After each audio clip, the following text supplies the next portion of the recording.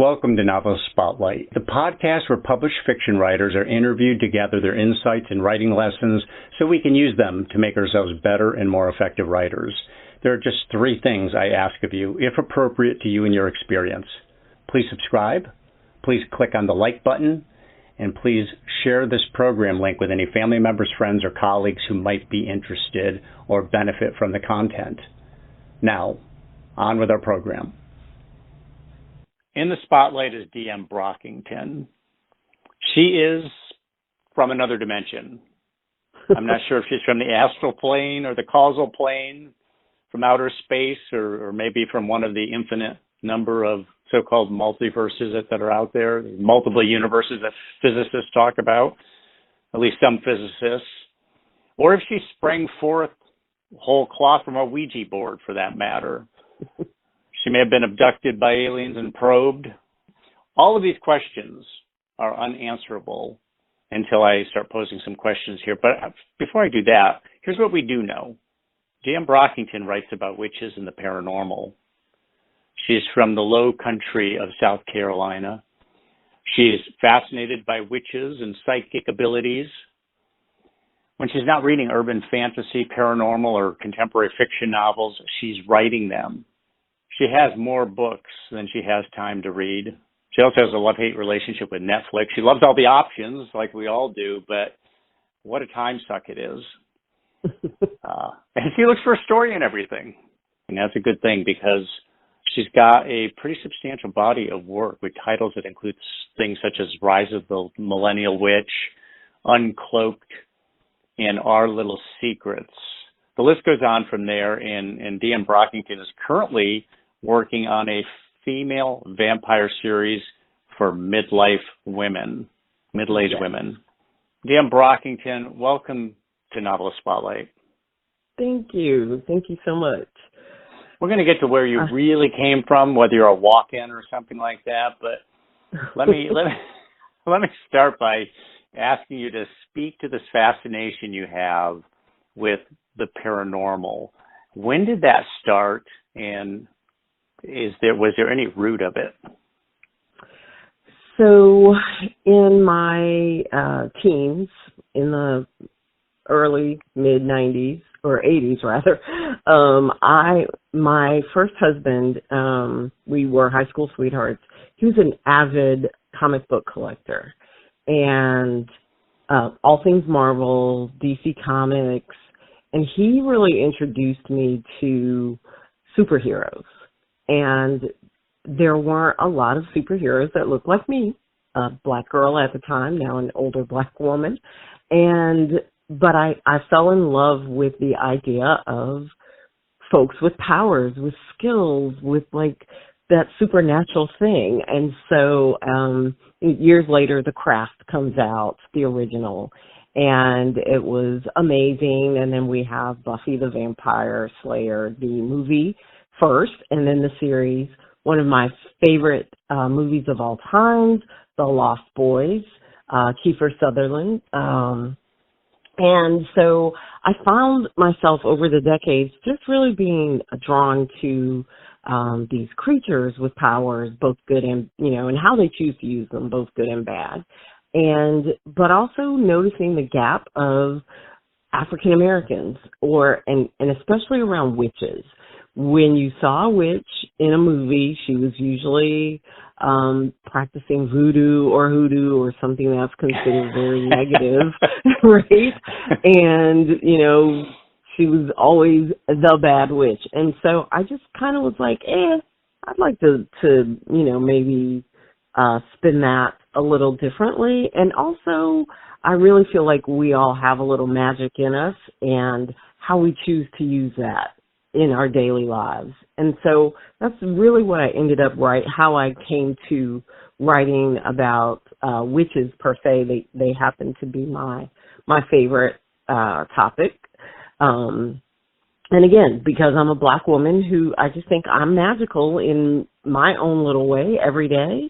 And I wanted to highlight that for other women who look like me and who don't look like me. Right. And now, especially I'm 55, and I'm proud of that. And we don't stop being magical because we age. And so there's this whole movement happening around women and paranormal fantasy that's for my demographic.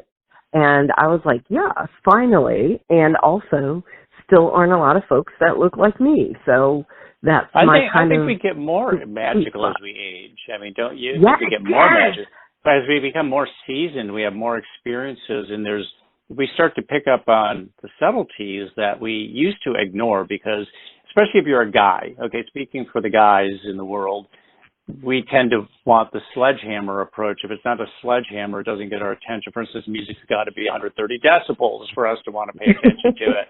But as you get older, you start to realize, God, there's a lot of these nuances and subtleties to life that are speaking to us. And I don't mean literally, but we're surrounded by input, by sensory data. Now, I did notice that your books, you do have black people on the cover. You have black men, you have black women, and but you're fascinated with witches, and there's the white witch, which is supposed to be the good witch, and then there's the black witch, which is the evil witch. So it's kind of color coded. I've always, you hear even black people will say, I've had some really dark moods, and it always felt a little funny to me because it's kind of like people have always associated, black and white in ways that have been prejudicial, but even black people they buy into the concept of a dark mood being a bad thing. And with the understanding that it really doesn't have anything to do with skin color. It just has to do with we're just naming something. But it just runs across so many different categories. Do you feel at all that you're limiting your audience or you're opening up an audience? Clearly, you're opening up an audience for Black or African American readers.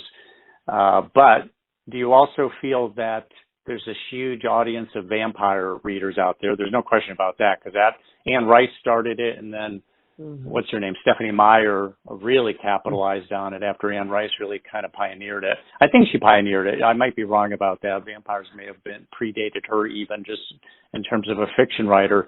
But now, I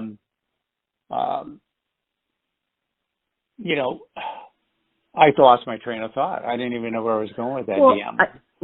I think your original question was... Oh, yeah, your audience. Have you opened it up? Audience. Yeah, is it broader? Do you feel like you're in any way... and we've seen people like Terry McMillan who have a big audience, and it's primarily Black readers. But does that factor into anything you're doing? Do you have any feelings one way or the other about that? So I kind of don't have any feelings because about it in terms of I'm writing what I want to read. And the truth is I've had lots of readers who don't look like me, who've read my books and who have enjoyed them and have been like, hey, girl, when's that next one coming out? Because I'm just kind of sitting here waiting. And so I think what we're finding is, especially with the diversity movement in publishing right now, that audiences now understand that they were funneled to particular works based on race, and the internet, for good or for bad, has been able to help us kind of tear down some of those artificial avenues to readers. And so who is really, besides me, still going in Barnes & Noble and perusing the aisles? A lot of folks spend a lot of time, for good or bad, on Amazon looking at the bestseller list. They're not being told, Amazon's like, if you read this book, you'll enjoy this book. Well, that next book they recommend might have an African-American character. That's legit how I've found other books is Amazon's like, just based on an algorithm. If you like this, you might enjoy this. Do you think that's helpful, though? I mean, do you think it's helpful? I mean, in some ways it's helpful, but do you feel like it allows for discovery? Is that what you're saying, or do you feel like it... I think it allows for... I think it allows for discovery in a way that walking into a bookstore doesn't. Because, again, my filter for this is in the 90s and the 2000s. I would say is when early 2000s is when the publishing industry was like, oh my God, Black people do read, and we will, purchase and publish a crap ton of books for them. But they pigeonholed us in the Black section of the bookstore. Well, there's technically no Black section of Amazon. I mean, you could Google African American fiction or African American romance, but most of the time folks will just Google sci-fi fantasy. And boom, I could end up reading something by an Asian author, a Native American author. Like, they're just going to they're going to show me who's ranking high in terms of sales. Mm-hmm. And it's not, this is the Black section of Amazon, this is the Asian section, or this is the women's section. So the question is, how do you get enough sales these days to climb higher in the algorithm, versus how do I get out of the Black section of the bookstore so that other folks find me as well? No, Amazon doesn't have a Black section, though. I mean, Amazon is much more. For instance, if I'm interested in vampires, then your new, this is a new series you're starting, your midlife vampire novel likely will pop up because, hey, you're into vampires and our demographic says you're about middle age, so boom. So this is going to be a help to you. And authors, I hope so too, because we do need more of that with these connections, because serendipity has been lost in a lot of ways because of the internet, including in news. People just devouring news that is just a repetition of what they already believe, instead of being offered some different vantage points, some different points of view.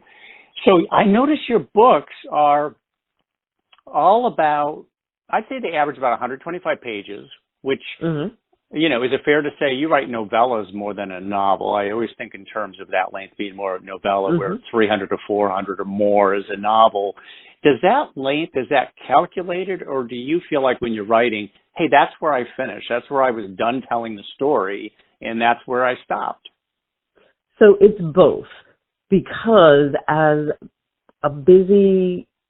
so when I started writing and thinking about writing seriously, I was smack dab in the middle of being a busy single mom, working full time with a teenager or tween to teen theater student. So she was a regular student by day and then doing theater in school and on the weekends. And so I needed things that I could read quickly, that, I might be sitting at a rehearsal for a couple of hours, and how great it would be to be able to power through something short from beginning to end and get a full story and then be done with it, and not worry about, it'll be like 2 or 3 weeks before I can pick this book back up and get back into it and yada, yada, yada. So I typically, while I still love a good, solid read, these days I am craving something that I can spend 2 hours on a Saturday that may be all I have for that weekend, to just deep dive into a story, and I get a full-on story. So something longer than a short story, but nothing too long that I'm going to have to put it down and salivate or anticipate when I'm going to be able to come back to it. And it's like a couple of weeks because of my super busy schedule. So I save like my really juicy reads for vacation, but I'm an avid reader, and I've been a reader, basically all my life. And the older I get, I've just found how much more difficult it is for me to be able to just read. To find the time the uninterrupted time. Yes. Well, now, and so, you're writing books of this length. Do you feel that the sensibilities of today, especially with young people, maybe not just young people, you're finding, and we all find it difficult to find time to literally sit down and read, But do you think the sensibilities of today call for shorter reads of this kind because people tend to be favoring shorter form? Mm-hmm. I think we have untrained our brains in terms of like, and I use that term untrained specifically because I can think back to my 20s where being lost in a 300 or 400 page book all day, like I could literally just read one book all day, finish the book, and not feel anything other than joy at the fact that I spent a whole day reading. To think about spending more than an hour to 2 hours at a time reading now feels like extreme luxury because of how we work and live these days. Whereas back in the day, my mom, you know, as a teenager, my mom would be like, you know, what are you going to do all day? And I'd be like, read this book. And my family would be like, oh, okay, yeah, that's what she's going to do. I was the kid that was, when told to go outside, I took a book with me. And I was sitting under the tree. And I like to think about being able to, like, somebody tell me to go outside and to take a book with me and sit under a tree and read all afternoon. I don't even know if my brain would be able to get past an hour of doing that anymore. You know, I just watched the documentary about Kurt Vonnegut called Unstuck in Time. And one of the things that was revealed in that was that he left General Electric, where he was in the public relations department. He started writing magazine articles. He was making lots of money because at that time, what people had was they had the radio. They didn't have television yet. And and so magazine articles were the television of their time because you would, much like radio, I suppose, also, you get these visual images as you read. If you've got any imagination at all, that's one of the magic things about reading, is that as you read, you co-create the characters along with the author. But then television came along, and he said it destroyed my magazine writing career, writing short stories for magazines. And it turned out that it took him a long time. It wasn't until Slaughterhouse-Five and he became famous that he started making the kind of money. He used to make writing short stories for magazines, and magazines needed lots of short stories. So there are a lot of authors writing, and they're making good money. And boom, along comes television. That's the battle that gets fought by everybody who writes a novel. And I will say the short form, yeah, absolutely. But on the other hand, one of the greatest things that you can experience, I think, in reading is get your hands on a really big novel and it be like a long love affair, that you're able to read that thing over and probably intentionally spacing it out, reading it over weeks or even months because you want to savor it. You want it to go on and on. You don't want the relationship to end because when it's over, you better hope that author is going to write another book as good, or he or she may be on an entirely different subject matter. And it's like, Don DeLillo is one of my favorite novelists. There's three novels in particular I just absolutely love of his. And it's like, why can't you write more like that? And he's got a bunch of others that the critics like, but it just doesn't. They're just not as good as the big three in my conception. Have you had a paranormal experience, DM? Have you had a spiritual experience, an out-of-body experience, a paranormal experience, or is it all conceptual? So it's that's a great question. In years of interviews, no one's ever asked me that, so I'm going to have to remember that. It seems like it's so obvious. You're writing about the paranormal and fantasy, and nobody's asked you if you've left your body. Right. So ironically, I think I have truly had moments of premonition, precognition, and old school folks would be like, that's just really deja vu and you've told yourself you've done this before. But I can give you a prime example.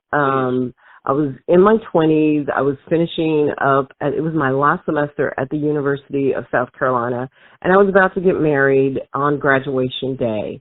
And I would say at the start of the semester, so about 4 months from me graduating and, moving on to real adulthood, I had a dream that I had given birth to a girl and I was in another country. And my high school sweetheart, who was my first husband, was there, and I just remember him handing me a little girl, and I could not hear what he said, but his lips were moving, and I woke up, and that dream stayed with me, and I was like, oh, that's, yeah, and here's the thing, I always wanted boys, because boys love their mamas. Girls tend to be daddy's girls, and they tend to, fight with, I'm the oldest of 5. My mom and I didn't have a contentious relationship, and I'm very fortunate, but I just know girls and their moms. And so I just wanted a boy, because boys just seemed to like, their mothers were the light of their lives, or the boys that I knew and was dealing with. And fast forward so I was probably 20, because I graduated, I was 21 when I had that dream. And 7 years later, I am in a hospital room after delivery, and everything and I was in Germany. My ex-husband's military. We were stationed in Germany at the time, and I'm in the hospital bed, and I'm having this feels weird moment. And then Darren, my ex, hands me our daughter. And even in that moment where my moment of joy of, oh my God, here's this baby, here's this kid, I realized I knew this was coming. And that's the biggest instance for me of having like, oh no, and that dream never left me. Even in my pregnancy, we never found out the sex of our kid, because I wanted it to be a surprise, but in my heart of hearts, I already knew. And I can tell you I already knew, because about a month before she was born, we'd picked out all these names, and I was like, you know what, I'm not liking the girl name. And he was like, what do you mean? Because we labored with, we were being intentional as parents in choosing this name, and it had to be a consensus between the two of us. And a month out, I'm changing the game, and I was like, this kid is not, we were going to name her Austin Nicole. And I was like, this kid is not an Austin. And he was like, well, we better come up with whatever this girl, if this is a girl, whatever this name is. And we went back and forth for about an hour, and then I said, Tyler. And he looked at me and he was like, Tyler Nicole. And that's how we chose her name. And so even then I knew that this girl was coming. I wasn't going to get my boy, and I only have one child. And you want to make sure you settled on a name. It was important to know. It was important that the name fit, and it was interesting because we never told our parents, because we're Southerners from Charleston, and naming a girl Tyler or Austin is not, now it's the norm, but 28 no, years back ago, then it needed to be Ashley or Savannah or right. And they had a middle name, and they might use their middle name as their first name, not their first name. I lived in Charlotte, North Carolina for a while, and I was surprised by how many women used their middle name. Maybe men too, but I definitely noticed it with the women. So Charleston, what a beautiful city. You're a Gamecock. You said you went to University of South Carolina, so you're a South Carolina Gamecock. What did you study? Government and International Studies with a minor in psychology. I was going to go to law school. Well, never mind that. Out. Never mind that. Give me another paranormal experience. We don't want to talk about law. Now, did you? Well, let me ask. First of all, is Tyler your one and only child, or my one and only? Your one and only. My one and only. Yeah. And she's a mama's girl, hopefully. She is now, which is interesting. I think around college, she was always a daddy's girl, and then about high school. In high school, they just wild out and they lose their minds, and they're like, it's a hormone. The parents' goal is just to keep them alive.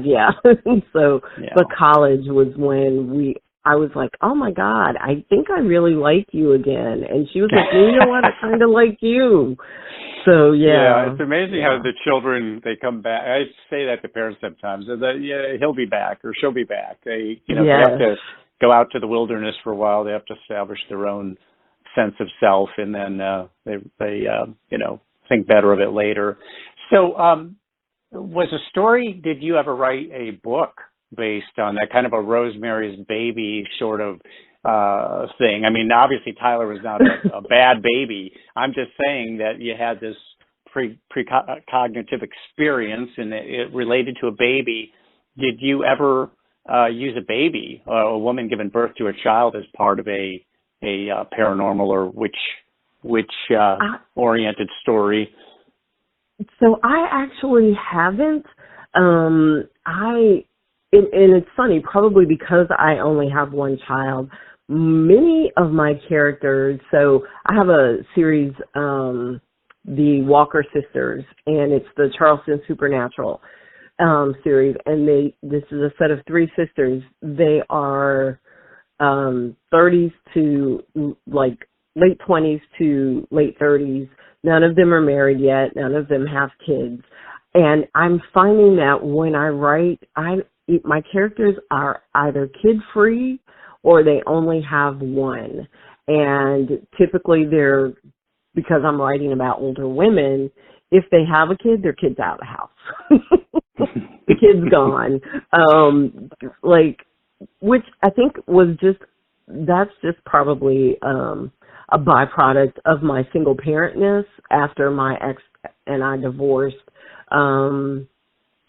She spent the summers with her dad, and I was very fortunate to be able to co-parent with a highly engaged parent, even though he was still active duty military. He built the summers around her, and so I would get burnt out during the year, the school year, the day-to-day, and we'd trade off for holidays, and I'd get a reprieve, but the summers were always mine. Mm-hmm. And that was a joy that I feel like was a gift. That was a gift that I did not, I didn't look that gift horse in the mouth, so to speak. Like, I realized that I was being handed a gift that many single parents didn't have, and I used it to my advantage a lot. And so actually, when she was gone for the summer, I could read, 100 books during the summer because I didn't have to parent.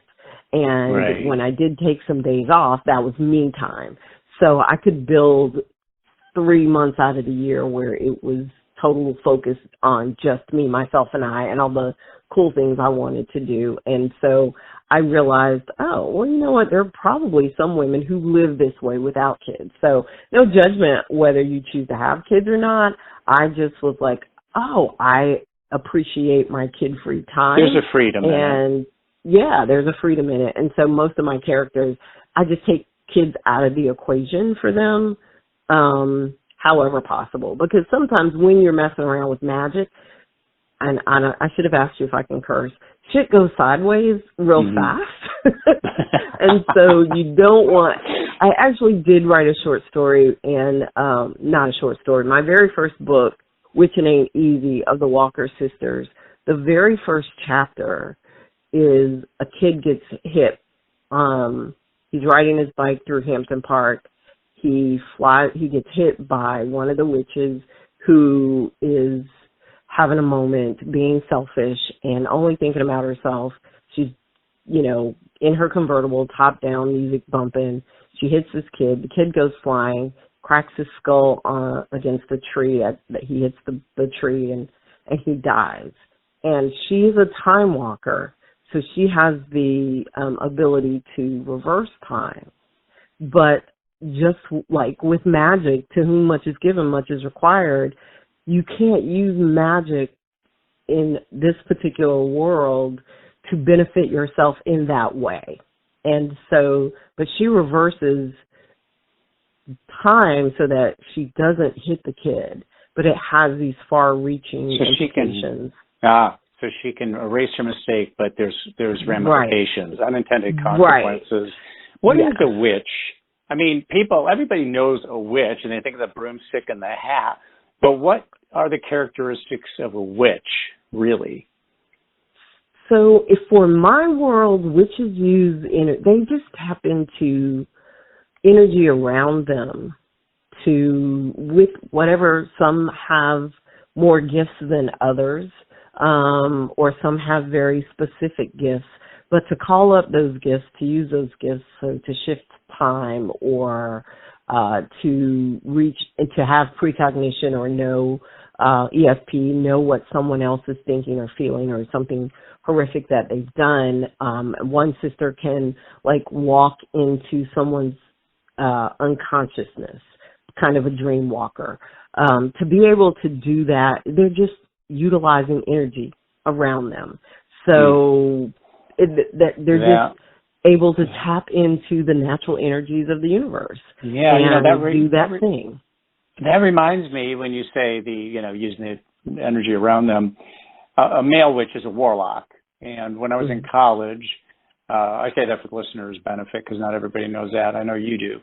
But I knew a guy briefly in college, and he told me he was a warlock, but, he said it runs in my family.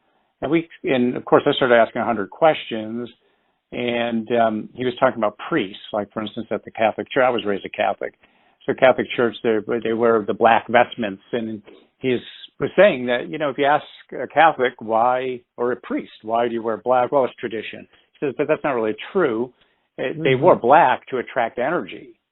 And and then they were able to repurpose that energy or use that energy to accomplish things such as healing, let's say, and so on. So interesting. So you have and can we talk about energy for a minute? Because I want to give the listeners like a prime example. There are people who can walk into a room and raise the vibration, and we call that person charismatic. Exactly. Or President of the United States, right? right.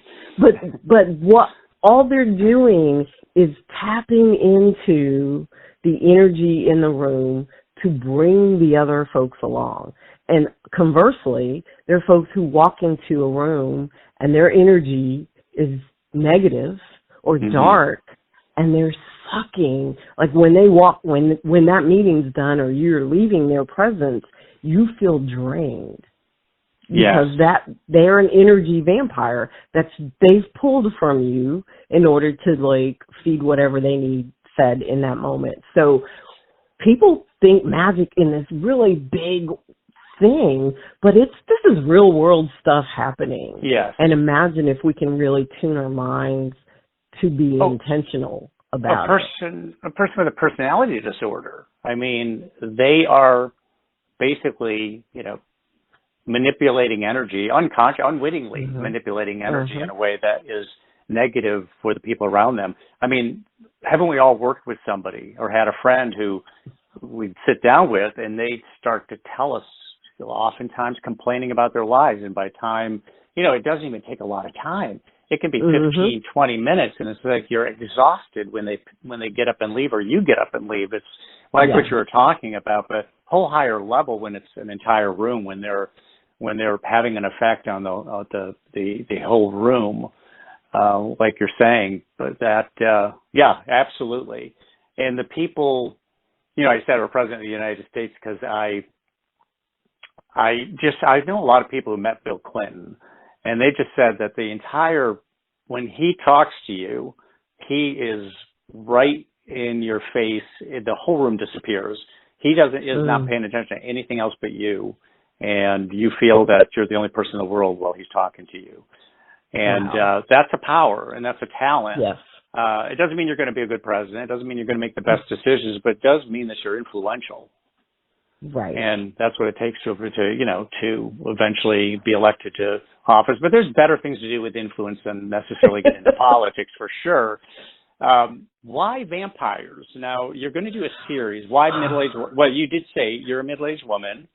And so I think maybe you feel like you've got, you're really kind of zeroed in on that.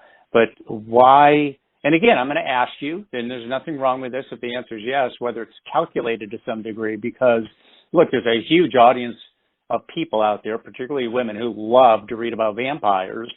But then you have a little different angle on it, it sounds like, with the middle-age thing. Yeah, so my vampire, Celine, originally your first question was why vampires? So again, Anne Rice, Interview with a Vampire, amazing. And, we all saw it. We felt, we just, especially women, fell into this genre.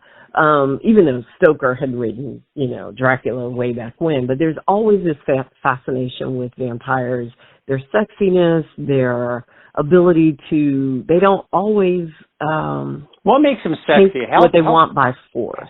Help men understand the sexiness of the vampire. Is it the eternal love thing? Is it the blood? Is it what makes a vampire sexy? I think it is, again, that charisma thing. Humans are always looking for a way to explain things we don't understand at an intellectual level, but that speak to us on a cellular or an energy level. And so I think that attractiveness, there are some folks whose attractiveness is so extreme, and we have to wrap it in mythology to make it make sense. And the flip side is people are always looking, here's why people always love a celebrity like Gaff, because it makes them, then if they do something really horrific or Will Smith slapping Chris Rock, there's that sense of schadenfreude. I know I'm pronouncing that wrong, but joy in the misfortune of others. And also then you're like, see, you're just a regular dude who screws up just like the rest of us. So I think that's the thing, with super attractive people, that, to put fangs on them and give them an ugly side just makes them, okay, you're not as amazeballs as we think you are, there's a dark side to you as well. But let me piggyback on that example you're using before I let you continue, because I do think when you talk about the negative energy thing, I feel like the person to blame on that, well, Will has to take the blame, but Jada Pinkett Smith, I just get this vibe from her that, look, it's me and you and the children against the world. And I don't feel like she was there for him. She didn't stop him. She starts yelling right next to her. She doesn't reach out and say, calm down. He laughed originally at the comment, and then he saw his wife rolling her eyes and saying, here we go again. And he gets up on his feet. Now, he's got to take the blame for that. But you talk about maybe some bad energy and a bad influence. I've talked to several people who were all in agreement. It's they're not going to be married in a year or two because she's not a positive influence on that guy. He loves her a lot more than she loves him. So just that's an aside. You talk about a person who brings energy to a situation for better or worse. I don't think she brings good energy to that marriage. So I think there are a whole lot of people that are in agreement. I will say this though, and I have a master's in counseling. I don't use it.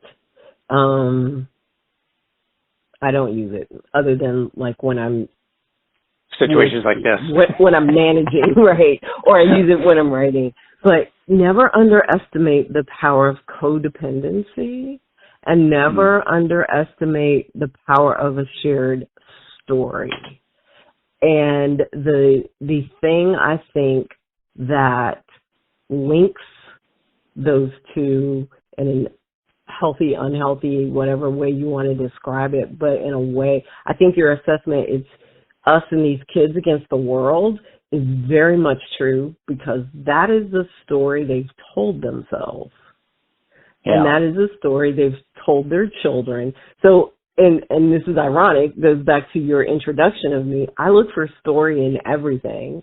And I do think that, so I'm one of the few that don't think they'll be, I'm always wrong, so I won't be surprised if I'm wrong, but I don't think that they will be separated or divorced within a year. I think they'll dig even deeper. They're going to dig in even deeper in an us against the world kind of thing. But you're absolutely right.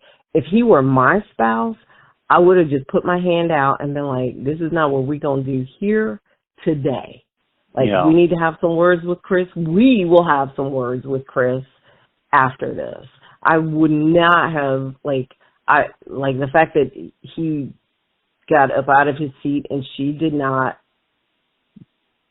go behind him to put that hand on his shoulder, that thing to bring him back into this moment and not get escalated into. But again, he was riding an energy wave that he never saw coming. Yeah.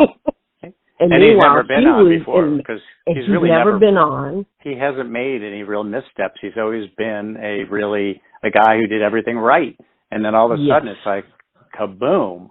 And it's like, where did that energy come from? Yes. Where did that energy come from? And the energy came from her countenance, her look, her demeanor. And he got caught up in the slipstream of that. So so this is how I see the world and life. Like, I'm always looking for that. Oh, that's a little moment there. That's a little tweak. That's energy happening, and I'm always looking for the magic.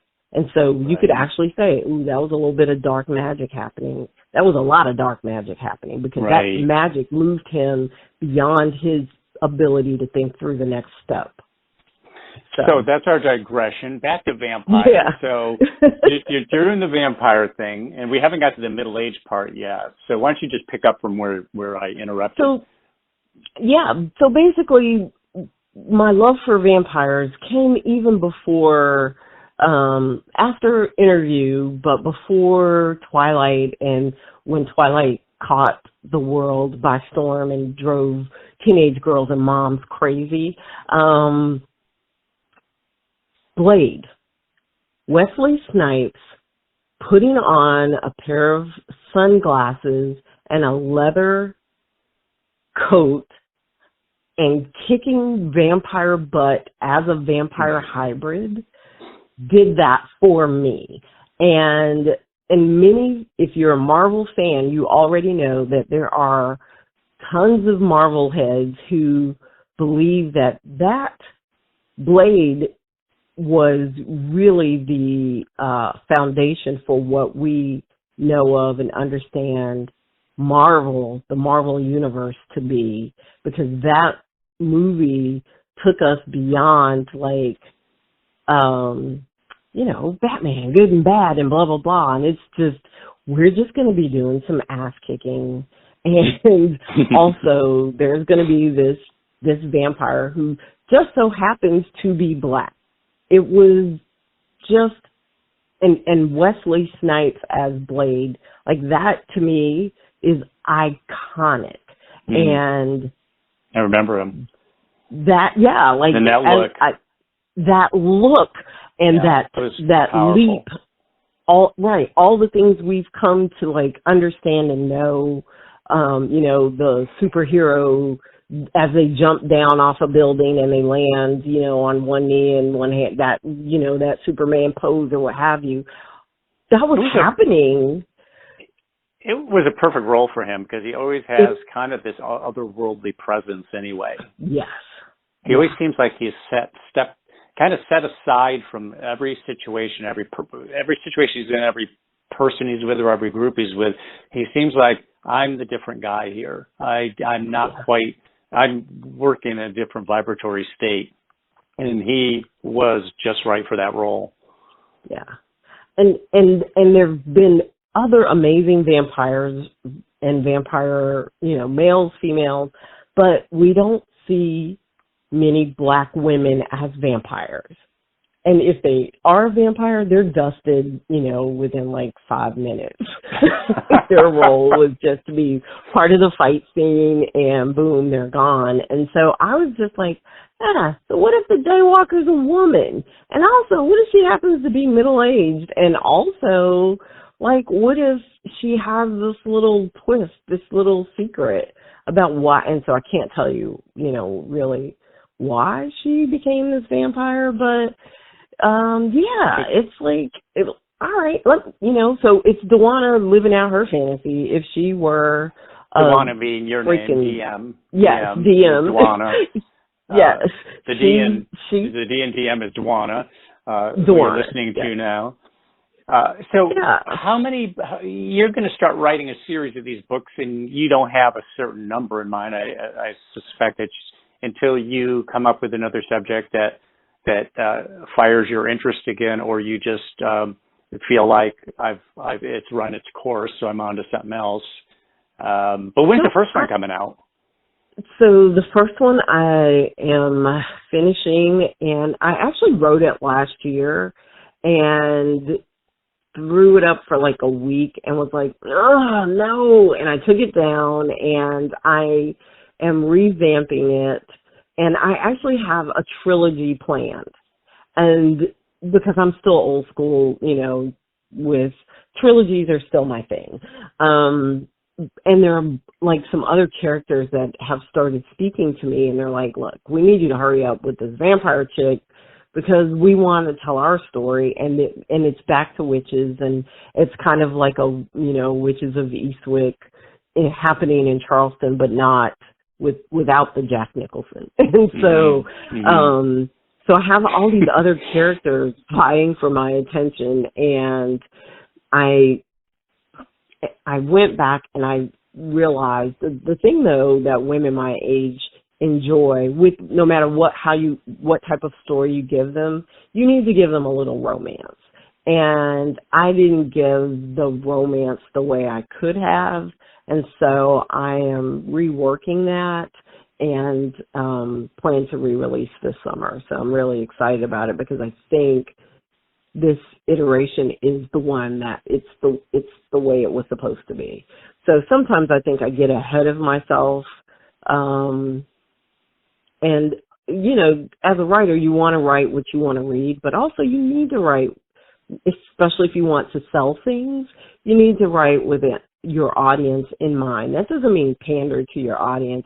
That means write a good story that you believe your audience is going to buy into, and be interested in reading from start to finish, and be willing to tell a story so good that you want them to be like, damn it, when's that next book? Or why didn't she write more like this?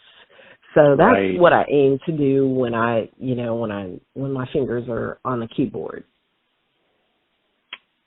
Interesting. So are you a spiritual person?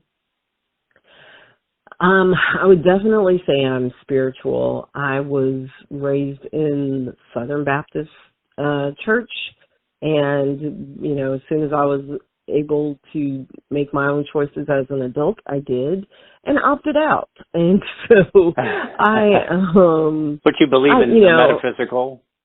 I do, absolutely, and more in interconnectedness, I think, than what you typically see in traditional Western religion. Right. Yeah. In other words, you don't believe, not so much duality as oneness, that life is a force field, energy force field, and much more than that, but that's a component of it, is that the energy. So how does that feed into, how do your beliefs, your spiritual beliefs, or your metaphysical beliefs feed into your writing? I mean, they obviously do in a significant way. Is there anything to be said about that? Not really. I think I borrow from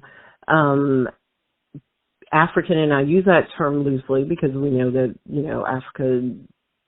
the African American experience is very different than, Africans of the diaspora around the world. And so I borrow traditions in terms of ancestors having influence, or being able to even access your ancestors, and that we all carry a little DNA of our family's histories. We don't carry the DNA, we carry the memories, some of those memories unconsciously in our DNA. And also, I'm Southern, so we are tied to the land in many ways. And I remember a message my mom gave me as, coming up as an adult and getting divorced and moving home. It was, you need to buy property because that is how you establish wealth. And that is a sign of, like adulthood and the whole thing. And so I think, I take things, breaking bread, which is a concept across the world in every freaking culture. And I just share how my culture does it. And the thing is, folks who are from different cultures get it. And they're like, yeah, we do that. Or, we don't do that, but we do this. Or, we do something similar. And so I'm just sharing universal truth. I don't think I'm speaking to anything particularly fancy or unique. I'm hoping that I'm tapping into what is just a basic human truth. Mm-hmm. Do you think the timing is particularly good now? I mean, we've seen there's been a real effort, finally a real effort in publishing and in television, the movies, entertainment in general, to get a lot more diverse voices, whether they be ethnic, race, gender, sexuality, and you name it. I would imagine that right now, being a Black writer, it's a better time to be a Black writer than ever. Would you agree, Absolutely. Or is that not been? Yeah. No, absolutely, and not just because the publishing industry has come calling, but readers have come calling, and I will share this. I know we've been talking for a minute, but I am the chair of a small festival here in Charleston called the Black Ink Book Festival. And it started in 2016, originally to uplift Black voices, specifically Black writers from the Charleston area. And we have grown, and partially thanks to COVID, because we had to go virtual so that folks could be safe. And we've grown from a tiny little festival with, 100 some odd in-person attendees. And we had, we had Terry McMillan, we had Nikki Giovanni, we had some really amazing speakers.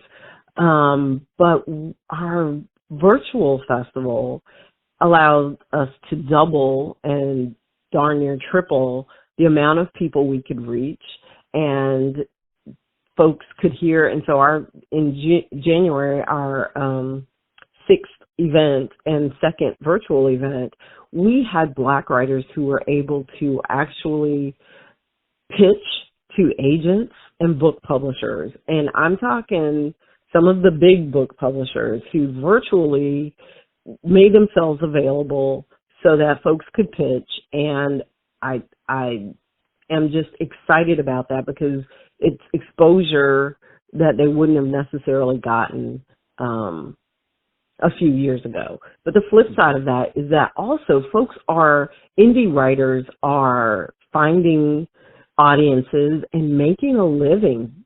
Minority writers, women writers who traditionally would have not had the same level of access, and are knocking it out of the park financially for themselves and their families, because folks are able to find, somebody watches a TikTok book review and they're like, hey, I read this book by so-and-so.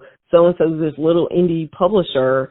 Folks find her or him on Amazon and their sales fly through the roof because somebody read their book and just shared it on this platform. So I do think that this is an amazing time in terms of being a minority or non-majority writer, because people are clamoring for good stories. And they're, if Bridgerton and some of the other successful multicultural shows have shown us is that there's a market for this, as long as it's wrapped in a good story. No one wants to be pandered to. Don't just put some minorities in there to make it interesting. Like, make that an amazing freaking story, and we're all here for it. Right. We don't care. We're just going to show up and tune in. Yeah. I forget, the first season Bridgerton, you had the African-American actor. I don't even know his name, but Ray Jean Page. There you go. Well, it was palpable the disappointment among women when he wasn't there for the second season. Right. It's like, there's a whole new story, and it's like still a good season, but it's kind of like all the women wanted him back, and but he's on to other things now. So just the way you said his name said it all. It was, it was dripping with lasciviousness. Let's put it that way. Absolutely. So what do you do for your steady paycheck? What's your daytime job? I am a director of development for a nonprofit organization. So I write grants and I tell our story, and I convince people to, donate their hard-earned money to make an impact in their community and the community around us. And so we serve a small neighborhood, about 5 square miles of intense poverty here in Charleston, in a city that is brimming over with wealth. But this particular community was left behind in some ways intentionally. And by intentionally, I don't mean people sat around and said, hey, let's figure out how we're going to leave this population behind. But the policies and the things that were done, while it was lifting up some other folks, it basically ignored what was going on with these particular communities. And so we work in providing education support, healthcare, and mobilizing residents to really advocate on their own behalf for the things they want to see in their community and in their schools. So that's my day job. Yeah. And then I try to come home and write a few hundred words a day and keep this writing thing going. Well, and just to build on what you said, I mean, that's how, Black communities do get left behind. It's not, it's usually not.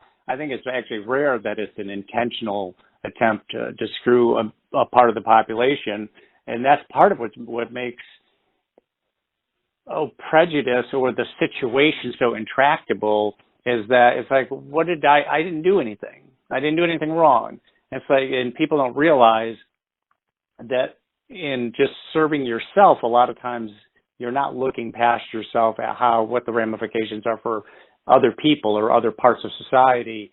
And again, this gets to nuance. This gets to understanding something that's more subtle than that. Yeah, okay, so you don't use bad words, or you don't say anything negative about people of different colors, but that doesn't mean that you're picking up on all the subtleties that are injurious to that population. I mean, that kind of stuff just goes on.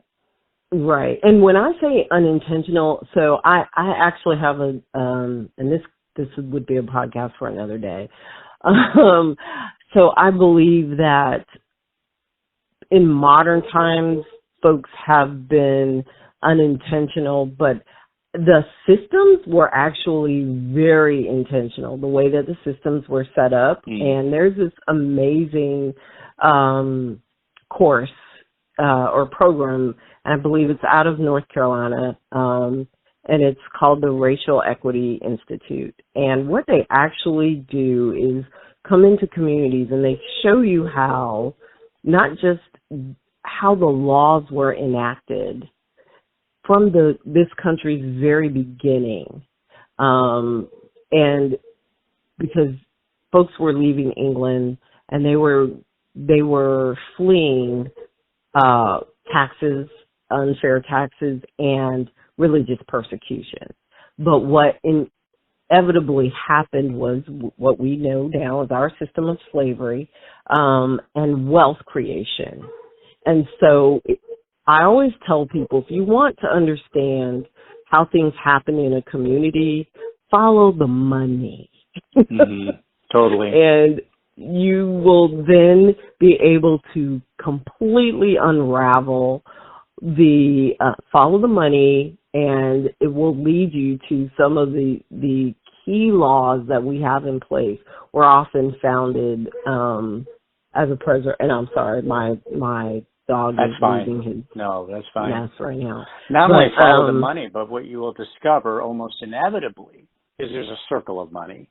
There's these people who are basically handing the loot off to one another, and you're in the circle. The money's being handed around. If you're outside the circle, you go wanting. Yes, you're not part of it. Absolutely, and they're not. Absolutely. They have no interest in sharing it. I mean, not because even necessarily that. I mean, many of them are bad people, but a lot of times it's not that people are bad. It's that people. It's just people.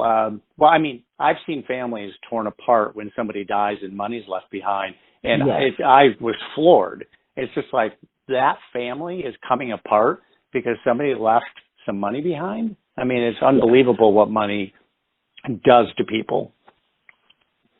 Absolutely. So how do you, I want to tell you, Black Ink Book Festival, what a great name, the Black Ink Book Festival. And it sounds like it's gaining some real power, some real traction there. It sounds fantastic. Talk about how you write. You say you try to squeeze out a few hundred words a day. Are you a systematic writer? Do you have a time of day? Do you have a place? Is it just, hey, I've got 30 minutes here, or I'm waiting in line at the grocery store and I got my notepad and pen? So I try to take at least 15 minutes a day, because what happens is work and life can get so overwhelming. I have had long periods of not writing and thinking about writing and feeling guilty about not writing. And what I've started doing recently is 15 minutes a day, like legit. That's it. And typically, if I can get through those first 10 minutes, I can probably do 30 minutes a day. And so so you make it easy. What I found. You give yourself a low. You're not asking yourself to sit down for 2 or 4 hours a day because you've set the bar low. It doesn't intimidate. You can always find 15 minutes, and then once you're doing it, the time expands because, look, I'm in the middle of it now. I'm not going to stop right now. Right, exactly. And like last night is a prime example. It was a friend's 57th birthday. She teaches yoga. I went to her yoga class, came home, showered. Now it's, 9 o'clock, talking to my husband because, they want your attention too. And now it's 10 o'clock, and he's like, well, I'm clocking out early. I'm going to go to the office early tomorrow. And so now it's 10:30, and I'm about to dig deep into something on television. And I was like, oh, but you haven't written today. And so I said, and sometimes I make it even super easy, 100 words. And I was like, okay, Duana, 100 words, that's all you got, and then you go to bed. And I wrote 250 words, and it was like, okay, got it. So when I'm done with this call, I will do, something very similar because I have a work thing to go to. So I'll just sit 15 minutes, bang something out.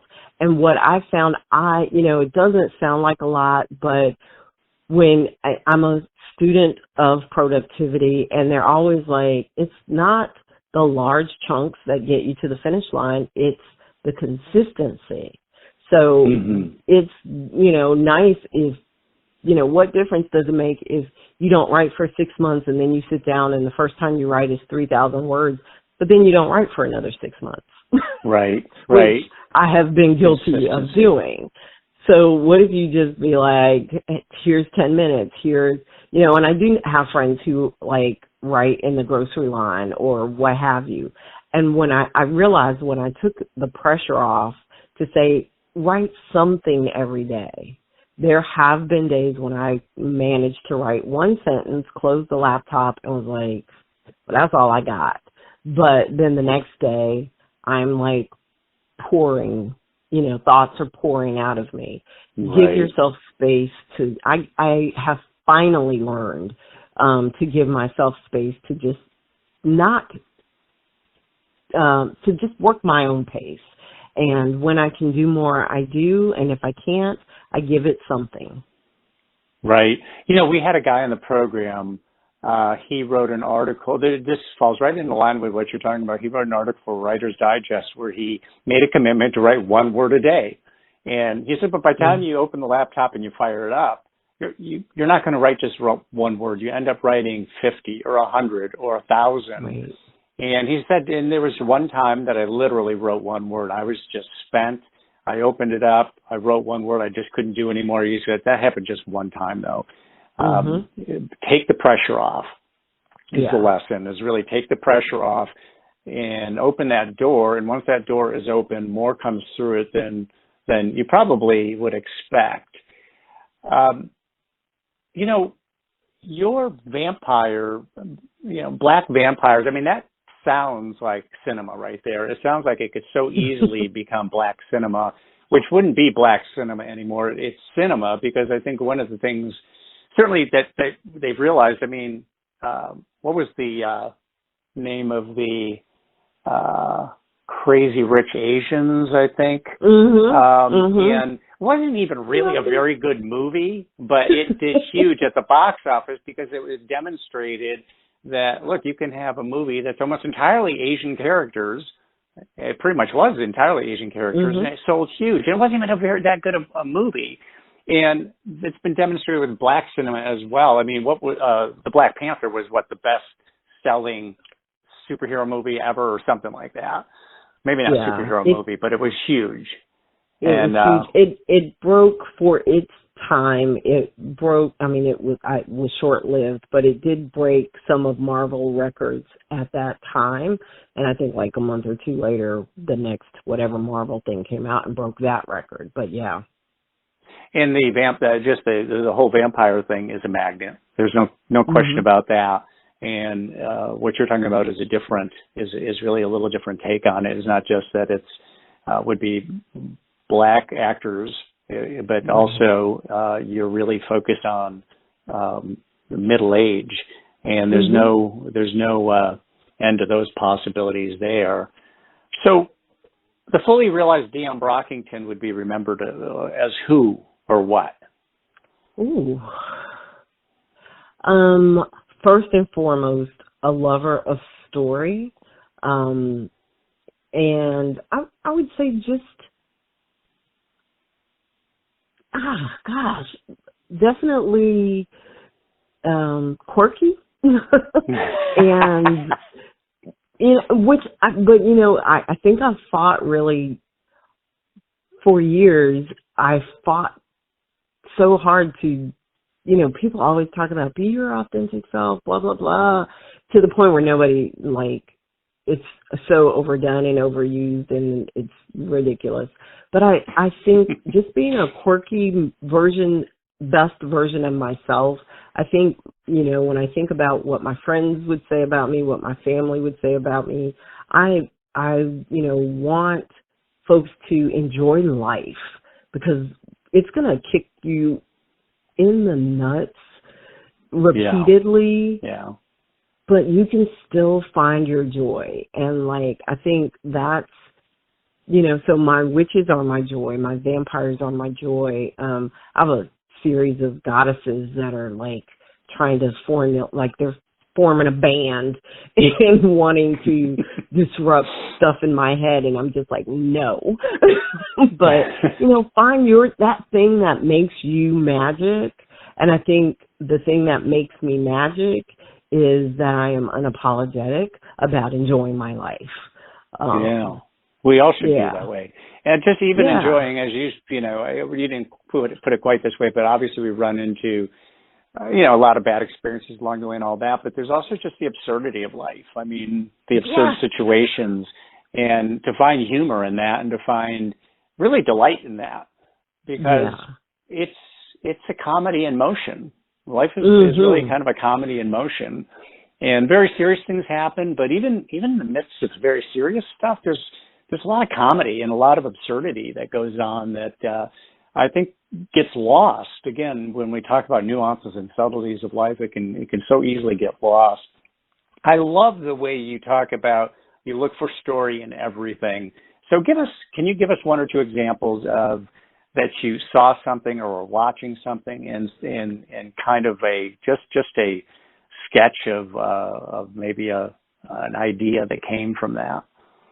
Absolutely. So this book is an idea I have from listening. So I'm not sure if you've heard of the Murdoch Murders. There's a podcast. I've heard of it. Yeah. Okay. So I don't know what it is, but I've heard of it. Okay. Its name precedes it. Yes, it's a set of murders and weird deaths that happen in a small county in Hampton, South Carolina, tied to this one very wealthy family. And I started listening to it last year. I was on a walk, and my daughter was like, "Mom, I can't believe blah, blah, blah." And, we exchange murder podcasts all the time. And I'm listening to it, and I was on a particularly long walk, and just listening to the political shenanigans and all that comes with being an extremely wealthy family in a very poor county in the South. And I immediately had an idea for a story about what if there was an illegitimate black child of this family, and what if this illegitimate black child came from a long line of witches, and what if, and literally built out, right? So I'm listening to one amazing story and enjoying the heck out of it, and my brain just is like, yeah, but what if this happened? And so that's like, I can be in the target line and will start making up stuff about the people, how they're engaging in front of me. So if it's a mom and she's got a cart full of crap and trying to wrangle 3 boys, like, what's her what's that mom's secret life? Do these boys even know how amazing that mom is, and that, when she's not feeding them, clothing them, keeping their house clean, and shuttling them to X, Y, or Z because dad's off doing whatever, that she's, saving the world or whatever. Like, I make up stories about people and things all the time, and it's just based off of basic interaction and engagement.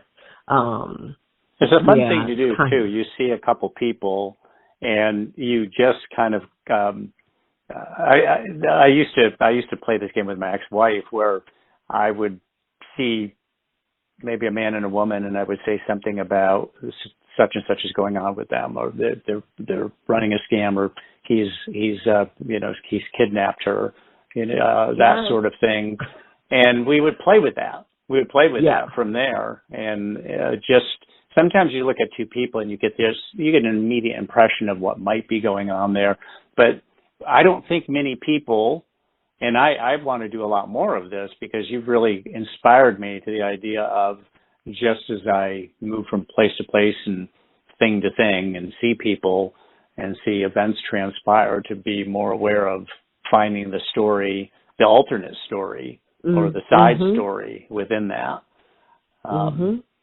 Well, DM Brockington, this has been a lot of fun.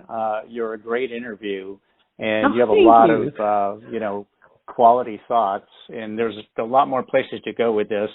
I am going to be pulling for you 100%, and I'm going to look for you on the big screen, your book, your adaptation on the big screen one day, because I think you got a great shot at it, given your subject matter. So, thank you for taking the time. I appreciate it very much. I have had an absolute blast, and I thank you for the invitation. And this is the best part of the day. So when I get to talk about writing and then actually go do some writing. So thank you so much for the invitation.